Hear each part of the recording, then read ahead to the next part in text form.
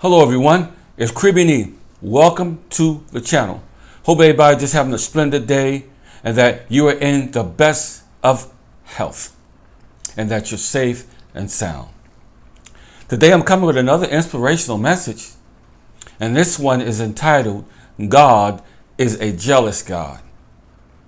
God is a jealous God. I want to deal with just 4 verses of scripture. The first one is Exodus, the 20th chapter and the 4th verse. And it speaks, "Ye shall not make yourselves an idol or other likeness, or what is in heaven above, or on the earth, or in the waters under the earth." Okay. That was Exodus 20 and 4. Also, Deuteronomy 5 and 8 says, "Ye shall not make yourselves an idol." Here's another scripture, Exodus 20 and 5. "Ye shall not worship them or serve them, for I, the Lord your God, am a jealous God, visiting the children of iniquity of the fathers on the children, on the 3rd and the 4th generations of these who hate me." And also Deuteronomy 5 and 9 basically says the same thing as Exodus 20 and 5. Now, to understand the story, to understand what was happening, a lot of us have heard the story about the 10 Commandments. That's one of the most famous and popular scriptures in the Bible to me. Moses went up to the mountain. He was getting the 10 Commandments. While he was up there on a mission from God, when he came back down, they spent their time making an idol and worshiping the golden calf. Now, that's terrible, because Moses went up to hear from God and to bring down the good news of the 10 Commandments. But they was using their time foolishly on idols. So let's talk about idols for a few minutes. We are living in a world of idols. When I say idols, I mean there's an idol of greed. There's an idol of stupidity. There's an idol of selfishness. There's an idol of corruption that people worship every single day. There's an idol of money, for the love of money is the root of all evil. Wow. Now, let me go back for a few minutes and deal with the word greed, because greed is another idol that's got to be fed. Because a person that's greedy, it seems like they can never get enough to satisfy themselves. Nothing will ever be enough. I've seen people die from cancer and from other things. They couldn't take their money with them. Once you die, you came with nothing, you leave with nothing. I've seen people even try to put all their junk on the back of a hearse. I've seen people do ridiculous stuff and see people being embalmed and being placed on a motorcycle. I've seen people be placed on a piano and bombed because of greed. People have taken money to the grave. So greed is a ferocious, demonic idol that you can never satisfy. Greed has got the whole world upside down right now, because if all the rich people will come together, we can clean up every street in the city. We can put people in homes.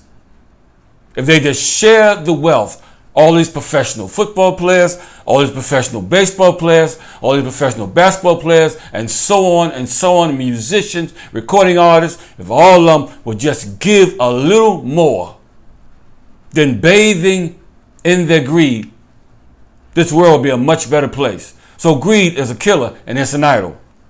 Let me move on. Money Oh, hold up. Before I get to money, I want to deal with corruption. Corruption is everywhere. There's corporate corruption. There's church corruption. There's worldly corruption. There's Wall Street corruption. Everywhere you look, there's corruption. And people are finding ways to scam you and scheme you out of your money. That's an idol. Corruption. You got Africans overseas in Ghana and places like that are playing on people of the United States and other countries. They got a different face on their social media. But behind the scenes, they're trying to con you and tell you they love you, baby, they love you this, they love you that. But they're trying to con you out of your money. That's another idol. The idol of corruption. Corporate corruption is in every place. Government corruption all over the place.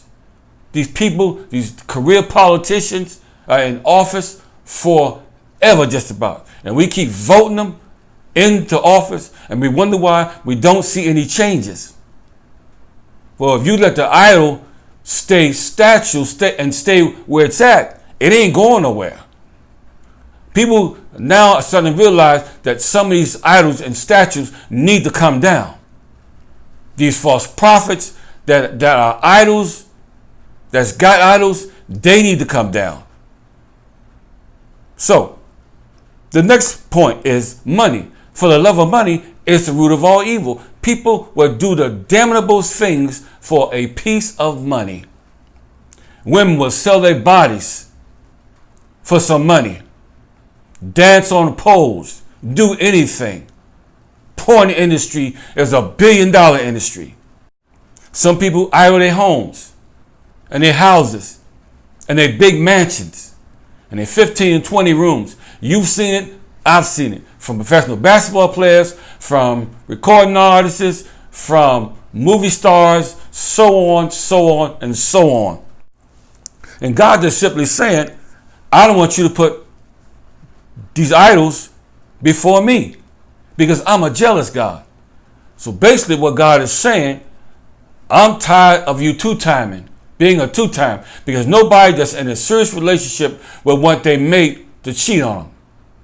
Because once you do, trust is gone. And once trust is gone, communication goes out the window and there's nothing left. And before you know it, we're in divorce court. God is a jealous God. He's telling us that you cannot serve two masters. You got to either love one or hate the other. And he goes on to say, because you're lukewarm, I spew you out of my mouth. You got to be either hot or cold. You can't serve two masters. That's what he's simply saying. So, idols are destructive. And idols are destructive. And a lot of people get hurt because of people's fantasies and idleness. Corporations, rich pastors, filthy rich pastors that have idols. The idols are their airplanes, their mansions, at the expense of the members. Some of you have seen them. You know they filthy rich. And they'll never see the kingdom of God. Never see it. We've seen corruption already dealt with in the government. You want to see a change, start voting for the same people. People. We worship people as idols. We put them up on a pedestal. I've seen these young girls scream and the top of their lungs back in the day when Elvis was on stage, saying you ain't nothing but a hound dog. Okay? When Michael Jackson was on the stage, these girls crying and screaming and pleading, and he could have anybody he wanted in the audience. There's nothing wrong with having lots of money. That's what I'm saying. But it's what you do with it that matters. Are you helping people? Are you making a contribution to local organizations? Are you helping Negro College Fund? Are you reaching out to help out in the homeless shelters? Or are you busy in the Pacific Ocean or in the Caribbean Ocean on your yacht, drinking caviar and having maid service and everything else that you can possibly do? Idol worship. There are things in life that money can't buy, though. First of all, money can't buy peace of mind. Because if you ain't got peace, you can have all the money in the world. You're still miserable. Love. You can't buy love. You can buy fantasy. You can buy someone that thinks they love you. But at the end of the day, it was just another idol. You can't buy happiness. You can't order it online through Amazon. You can't buy it at the grocery store like a box of Cracker Jacks. Okay? Happiness is an inside job. Idols. You can't buy contentment. Because godliness with contentment is great gain. You can't order that online neither.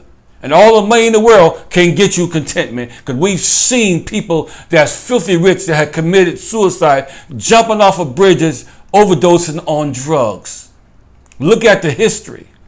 Look at how Elvis died and how others have died. Idols will come to you in sheep's clothing. As I get ready to close. Idols will come to you in sheep's clothing, but inside they are raving wolves. Last week I spoke about Daniel, and I'm going to tell you something. Daniel passed the test of time when it came to people setting up stuff and wanted him to worship it. Daniel finished with flying colors. So, I want to challenge you today and ask you a question. What about you? What are you idolizing today? Who's your God? What are you giving most of your time to? I'm glad that I definitely don't look like what I've been through. People say, you look good. Well, I've been through hell and high water. But I'm glad that I don't look like what I've been through. So idols are destructive. And I pray today, my brothers and sisters, that your idol will be God, because he is a jealous God, and he don't want nobody that calls on the name of the Lord to try even think about serving two masters. Let us pray. Father, we thank you because you are a jealous God, and you've done so much for us, even to give us your life, to show us that you should be the only one. All of us deserve a relationship with just one person and not many, because the detrimental damage can be harmful. So God, today we choose you over cars, houses, diamonds, rubies, emeralds, and pearls. We choose you as our one and truly God. Let this message be known in our hearts and our minds, and embedded in our hearts forever. And we thank you for this message. In Jesus' name, amen. You guys have a wonderful day. Go with God as God go with you. Make sure that you have no other God before him.